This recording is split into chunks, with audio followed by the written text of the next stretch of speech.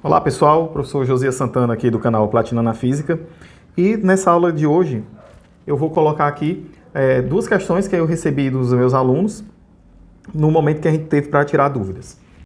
A questão primeiro foi o seguinte: uma força X é aplicada sobre uma superfície na direção normal. Para que a pressão exercida caia pela metade, a direção da força aplicada, mantida a mesma intensidade, deve ter que inclinação em relação ao plano da superfície. Ele dá aqui as opções: 0 graus, 30 graus, 45, 60 e 90 graus. Bom, vamos lá. O primeiro passo aqui é a gente lembrar que a pressão ela é dada como sendo o módulo da força dividido pela área sobre a qual essa força está atuando. No momento inicial, a questão falou que nós tínhamos aqui o plano e a força estava sendo aplicada de forma perpendicular. Essa força aqui de módulo F.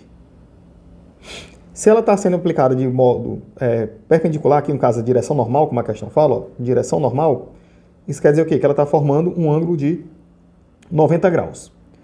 No segundo caso, ele quer que a gente tenha uma nova pressão P', que esse meu P' seja equivalente à metade dessa pressão inicial que nós tínhamos, sendo aplicada essa mesma força de módulo F, só que agora a diferença vai ser o quê? Que essa minha força que vai estar sendo aplicada sobre essa minha superfície, ela vai estar formando agora um ângulo θ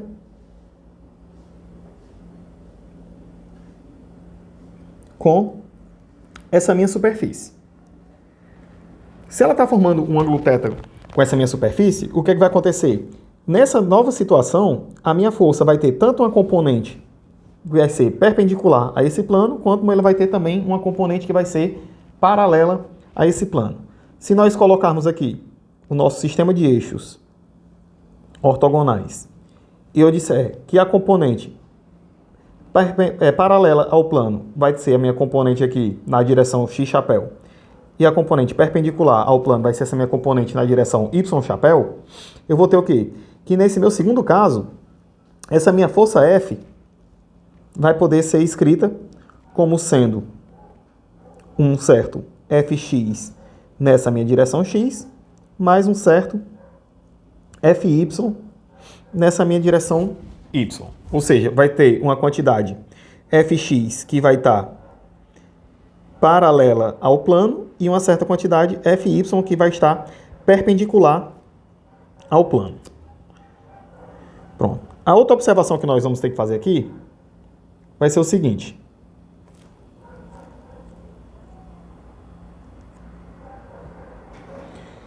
quando você for pegar e escrever essa sua força, fazer uma representação gráfica dela, o que é que nós vamos ter? Eu tenho aqui a minha força, F, sendo aplicada aqui em um determinado ponto aqui do plano. Essa minha força F vai ser decomposta numa componente perpendicular, que é justamente o que a gente chamou de Fy, e numa componente paralela, que é o que a gente chamou aqui de Fx. Se você analisar essa figura, ela forma o quê? Um triângulo retângulo. E esse daqui vai ser o meu ângulo θ, que a gente está falando aqui, formando em relação ao nosso plano. Quais vai ser as relações trigonométricas que você tem para um triângulo retângulo? Você tem o quê?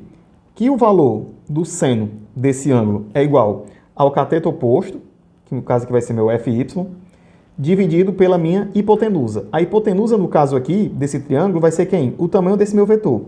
Se esse meu vetor ele é o meu vetor F, o tamanho dele vai ser o quê? O módulo de F. Daqui nós concluímos o quê? Que essa minha componente Y, desse meu vetor F, vale quem? Módulo de F, seno de θ. A outra relação que nós temos é o quê? É justamente o cosseno desse ângulo θ. O cosseno do ângulo θ, ele é definido como sendo o cateto adjacente, que no caso aqui vai ser quem? Fx, dividido pela minha hipotenusa, que nós já sabemos aqui, no caso, que a hipotenusa vale quanto? Módulo dessa minha força F. Daqui nós também concluímos o quê? Que o meu fx vai ser igual ao módulo de f vezes o cosseno do ângulo θ. Agora vamos voltar aqui para essa situação que nós temos. Essa minha pressão P', que vai ter que cair para metade desse meu valor da pressão inicial, ela vai ser devida a quem? Ela vai ser devida justamente à componente que eu tenho perpendicular a esse plano. E a componente perpendicular a esse plano que eu tenho dessa força é justamente quem? O meu Fy. Ou seja, nós vamos poder agora escrever que essa minha pressão P', ela vai ser quem? O meu Fy dividido pela minha área. Então, utilizando essa equação e essa equação, nós vamos poder ter a seguinte relação. Se a minha pressão P' é igual a Fy dividido pela área, e a minha pressão P' também é igual à pressão inicial que eu tinha dividido por 2, eu tenho o quê? Que meu Fy sobre a área vai ter que ser igual à minha pressão P dividido por 2. Mas a minha pressão P nós já sabemos que é quem? Módulo de F dividido pela área. A área que está embaixo vai multiplicar esse 2 e vai ficar aqui, no caso, 2A. Com isso, nós concluímos o quê? Que o meu Fy sobre A é igual ao módulo de F sobre 2A. O A de um lado simplifica o A do outro, e com isso nós vamos poder escrever que o nosso Fy é igual a quem? Ao módulo de F dividido por 2. Mas nós acabamos de ver também que o meu Fy ele pode ser escrito como sendo o módulo de F que multiplica o seno do ângulo θ. Se eu substituir agora esse valor de Fy nessa nossa primeira equação, nós vamos ter o quê? Que o módulo de F multiplicado pelo seno de θ tem que ser igual a quem? Ao módulo de F dividido por 2. Aqui, mais uma vez, nós podemos simplificar o módulo de F de um lado com o módulo de F do outro lado, e com isso nós chegamos à seguinte conclusão, que o seno desse ângulo θ equivale a 1/2. Ou seja, eu tenho que ir atrás de saber qual vai ser o meu menor ângulo, cujo o seno desse meu ângulo vai dar 1/2. Nessas questões, geralmente você tem que saber algumas informações decoradas. Dentre elas seria o valor do seno, cosseno e a tangente dos seguintes ângulos: 30 graus, 45 graus e 60 graus. Para a gente poder saber o valor do seno, cosseno e tangente desses três ângulos aqui específicos, como é que a gente vai fazer? Nós vamos escrever dessa forma, 30, 45, 60, e aqui nós vamos escrever seno de θ, cosseno de θ e tangente de θ. Então aqui eu vou escrever 1, 2, 3, e na segunda linha aqui eu vou escrever 3, 2, 1. Vou colocar a raiz quadrada em todo mundo. Eu não preciso escrever a raiz quadrada no 1, porque raiz quadrada de 1 é o próprio 1. E depois a gente divide todo mundo por 2.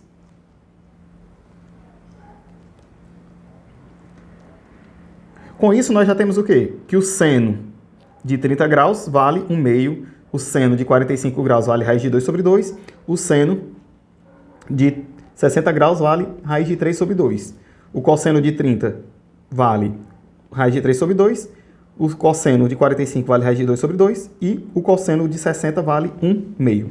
Como aqui a relação que nós temos é que o seno de θ vale 1/2, olhando para essa tabela nós vemos o quê? Que θ vale 30 graus. Ou seja, a resposta que nós estamos procurando é o item B. Para que a gente possa ter essa tabela completa, eu vou ensinar aqui para vocês como é que a gente vai fazer para poder completar essa tabelinha, que depois vocês podem printar para usar em outras questões futuras. Como é que a gente vai poder resolver para saber como é que é o valor da tangente de 30, 45 e de 60 graus? É só você lembrar que a tangente de um ângulo, ele é quem? É o valor do seno desse ângulo dividido pelo cosseno desse ângulo. E a gente lembrar também da seguinte relação. Quando você tem uma fração de frações, quando tem um A dividido por B, tudo isso dividido por C sobre D, nós vamos ter o quê? Repete a primeira e multiplica pelo inverso da segunda. Isso vai me dar o quê? A vezes D dividido por B vezes C. Então é só você olhar aqui. Por exemplo, a tangente de 30 graus. O A é 1, o B é 2, o C é raiz de 3 e o D também é 2. Então eu teria quem? 1 vezes 2 dividido por 2 vezes raiz de 3. Nesse caso aqui, nós podemos simplificar o 2 que está em cima com o 2 que está embaixo e sobraria 1 sobre raiz de 3. Aí a gente pega e vai fazer o quê? Vamos normalizar essa equação. Multiplico ela por raiz de 3 e multiplico e divido ela por raiz de 3. 1 vezes raiz de 3 vai me dar raiz de 3. E raiz de 3 vezes raiz de 3 dá raiz de 3 ao quadrado, que é justamente quem? 3. Então, com isso, nós podemos aqui escrever apenas como sendo raiz de 3 sobre 3. No de 45 graus, você vê o quê? Raiz de 2 sobre 2 dividido por raiz de 2 sobre 2. Eu tenho um número dividido por ele mesmo. Então, a tangente de 45 vale 1. E no de 60 graus, a mesma coisa. Repete a primeira e multiplica pelo inverso da segunda. Quando você fizer isso, você vai ver que vai sobrar apenas o raiz de 3. Então, pronto. Essa aqui é uma tabelazinha que é muito importante vocês aprenderem a montar, pois o valor do seno, cosseno e a tangente dos ângulos 30, 45 e 60 não é obrigatório ser informada numa questão. Justamente por ser ângulos cujo seno, o cosseno e a tangente são muito fáceis de calcular, essa tabelazinha você tem que meio que saber decorado ou como chegar até ela. A outra questão que foi colocada foi a seguinte. A bomba aspirante é um equipamento utilizado para retirar água de um poço. Ela remove parte do ar de dentro do tubo vertical instalado no poço, que vai da torneira até a profundidade que fica abaixo do nível da água. Como a pressão no interior desse tubo é diminuída, a pressão atmosférica empurra a água do poço tubo acima, levando o líquido até a torneira. Aí ele nos dá aqui que a densidade da água vale 1 grama por centímetro cúbico. Ele diz aqui que a densidade do mercúrio é 13,6 gramas por centímetro cúbico. E diz que a pressão atmosférica vale 760 milímetros de mercúrio. Com base nessas informações, calcule o desnível máximo que pode existir entre a torneira e a superfície livre da água para que da água do poço, para que a bomba descrita possa cumprir sua função. Bom, o esquemazinho aqui representativo dessa questão, da forma mais simples, seria o seguinte. Você tem aqui o poço,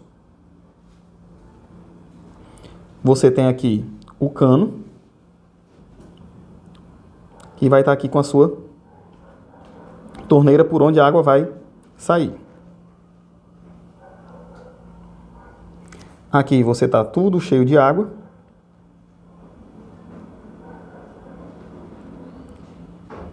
E a partir do momento que você aciona lá a manivela fazendo o vácuo, você começa a ter água subindo aqui pelo cano para poder jorrar pela torneira,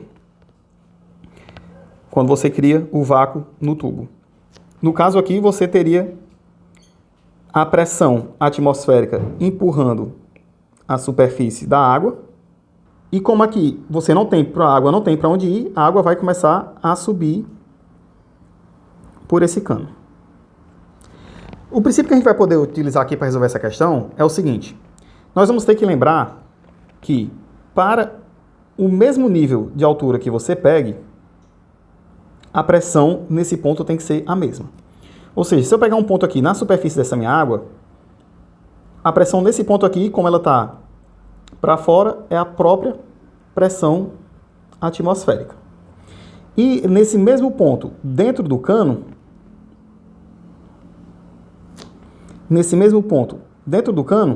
a única pressão que eu tenho aqui vai ser a pressão devida à água. Eu vou chamar aqui de PA.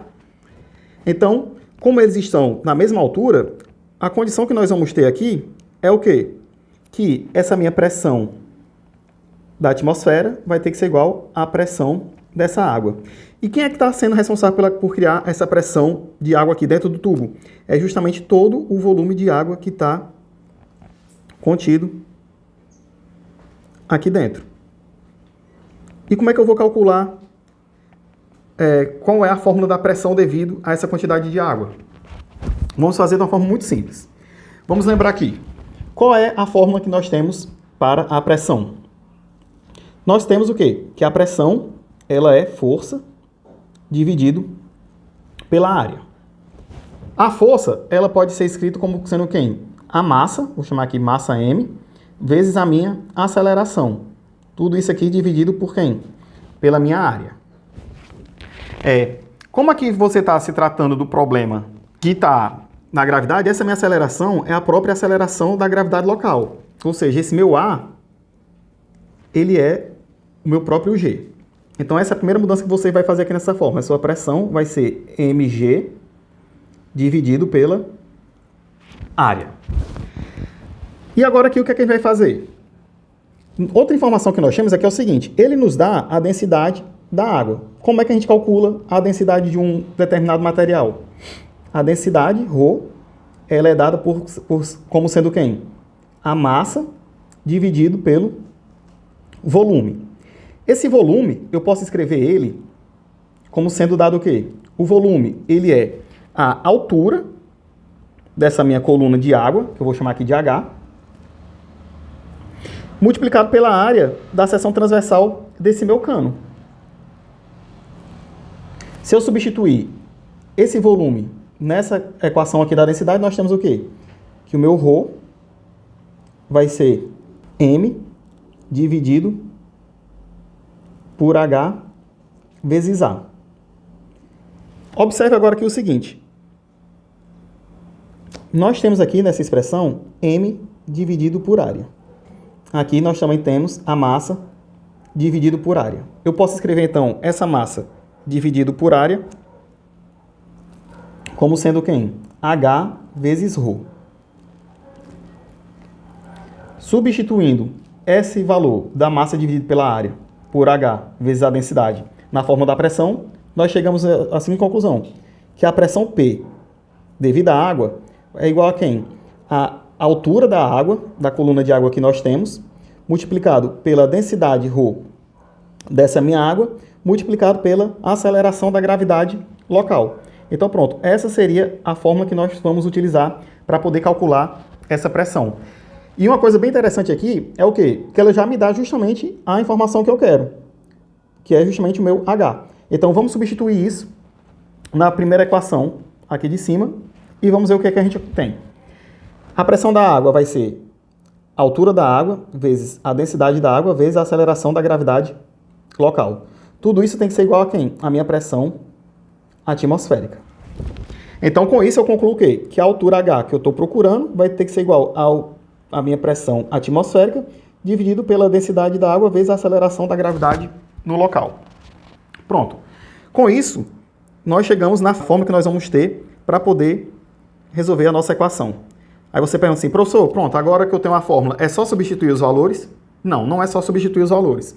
Por quê? Porque aqui agora nós vamos ter que estar atentos às unidades de medida.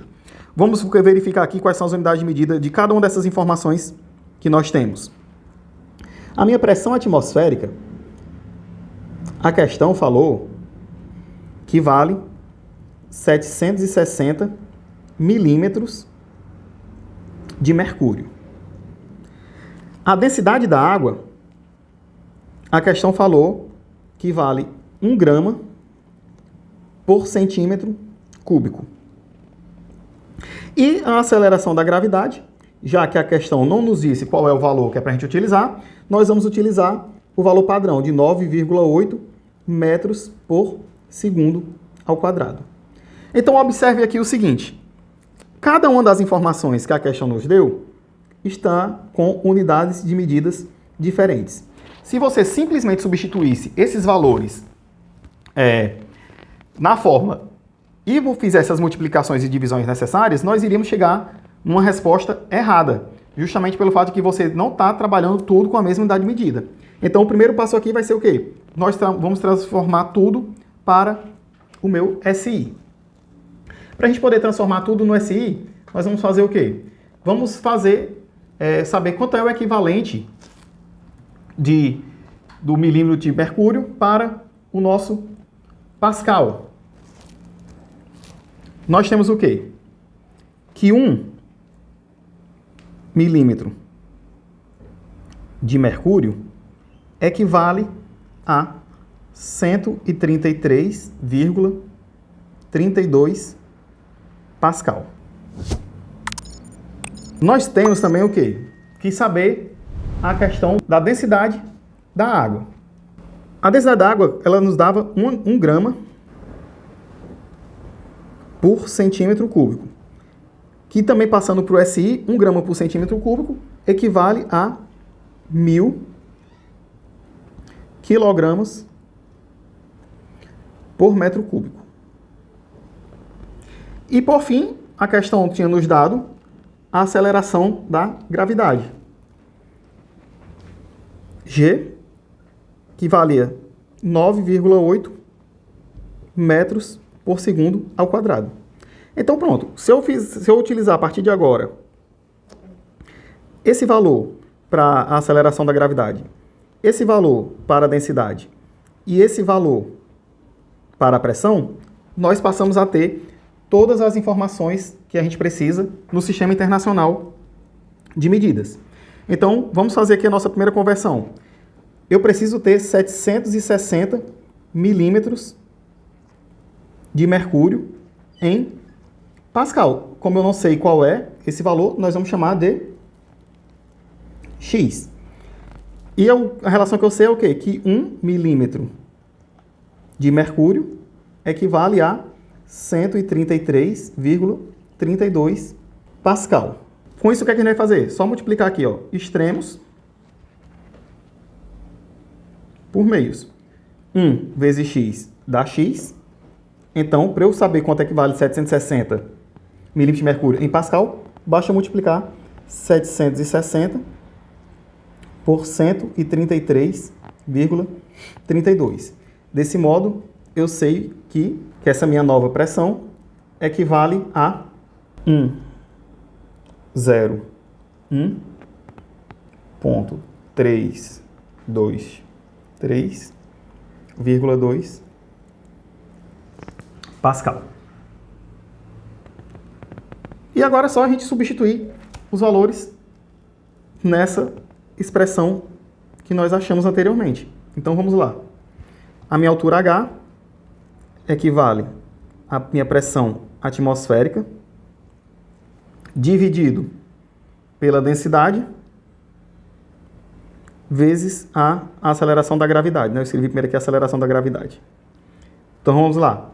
A pressão que eu vou utilizar agora foi essa aqui que a gente acabou de escrever sendo convertida. Então vai ser 101.323,2.